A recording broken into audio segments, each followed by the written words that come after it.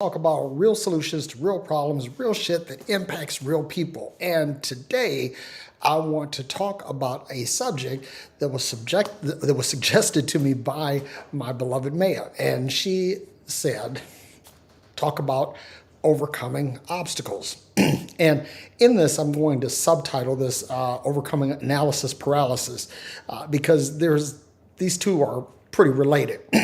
So the first thing is, when you think about overcoming obstacles, the first thing that you want to do is you want to analyze the obstacle. You want to see what it is that is impacting your forward progress or hindering your forward progress. So I think of overcoming obstacles like I think of road construction, being in engineering.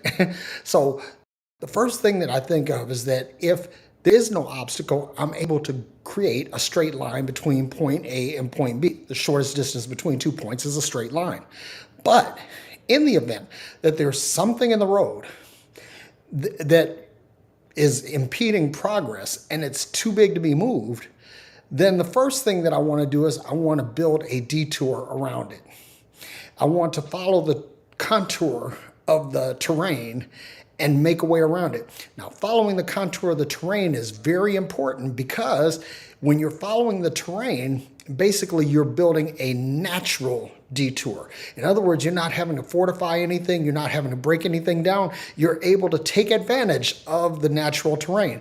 So some things like there may be people that prove to be an obstacle. Well, in that case, what you want to do is you want to find out what kind of people are around this person who is creating an obstacle and use those other people to build a detour around it, okay? The second thing is that if the obstacle is there and there's no way around it, well, in that case, you have to think of tunneling under. Now, I want you to think of I want you to think of a word, subterfuge. And I don't want you to think of it in a negative way. I want you to think of it in a positive note, because sometimes moving forward means not letting people know where you're going. So if you're digging under an obstacle, that means you're basically taking a way that is unseen. And a lot of times your successes are going to be developed in silence and isolation. And when you're tunneling under, people don't see what you're doing. And sometimes that's a good thing. It's good for people not to know what your plan or your progress is. So that's when you tunnel under. The next thing is that when you find that there's a gap between where you are and where you want to be. And in that case, you want to build a bridge over the chasm. And it's important to understand how you build bridges. You build bridges by building relationships. That's the number one thing.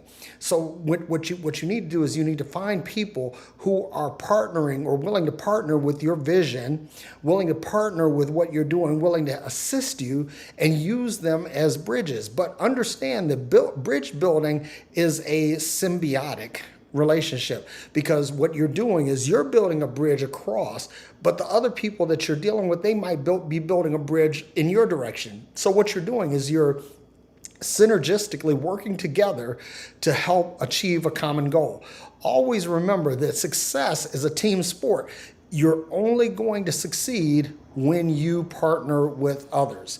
Basically, when you're willing to help someone else bring their vision to pass, they will be in turn willing to help you bring your vision to pass. Now, in all of this, I want to get to the analysis paralysis part, because this is a big thing. One of the things that we do is we tend to overthink. I know I do. If I have a flaw, a character flaw, this is it. I will overanalyze things. I will get down into the weeds, go down rabbit holes and all sorts of things. And you don't want to do that. What you want to do is you want to make sure that you're getting enough information to get the job done and no more. Because if you get more than what you need, then what happens is that you wind up going off in different directions. You get distracted, or you get so caught up in the act of finding out that you never move ahead. And that's where analysis paralysis comes in. So you want to make sure that you're not overthinking things. The best way to not overthink a problem is to write the problem down, write down what you want the outcome to be, and then start developing the steps between the problem and the solution. And if you do that, then you have a means of tracking your progress as you go.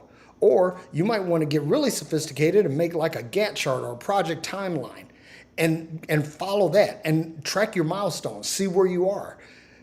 And if you do that, what happens is you escape analysis paralysis because you're giving yourself tools to help overcome that. You're not getting off into the weeds. Basically, you are developing a roadmap for forward progress. So once again, you want to, when you have a situation, you want to either build a straight line between point A and point B. That's that's when everything is working right.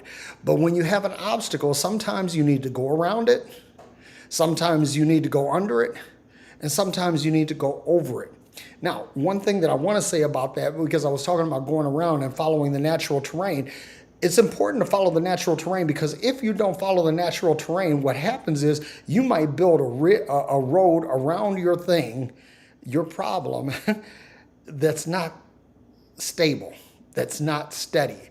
And what will happen is that you'll take this detour around your obstacle, and that will cause you to fall. It'll cause you to crash, and you don't want to do that. What you want to do is you want to make sure that on your journey, you want to make sure that you're arriving at your waypoints safely. Notice that I said waypoints and not destination, because life is a journey and not a destination.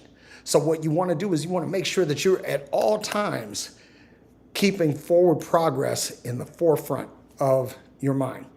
And that, my friends, is pretty short and sweet. This is what I have today. And I want to thank everyone who tunes in to Freeology Fridays on Fridays. Catch me and Aaron Tomlinson. We had a great topic on this past Friday. We were talking about the hidden meanings in songs, and it was absolutely amazing. And then also on previous Tuesday, I was on the humanity with Matt and Tommy, and we had a great time. And if you ever want to understand the use of a glass-studded dildo in context, you need to go back and watch that episode. I promise you, you will laugh and you'll think a lot.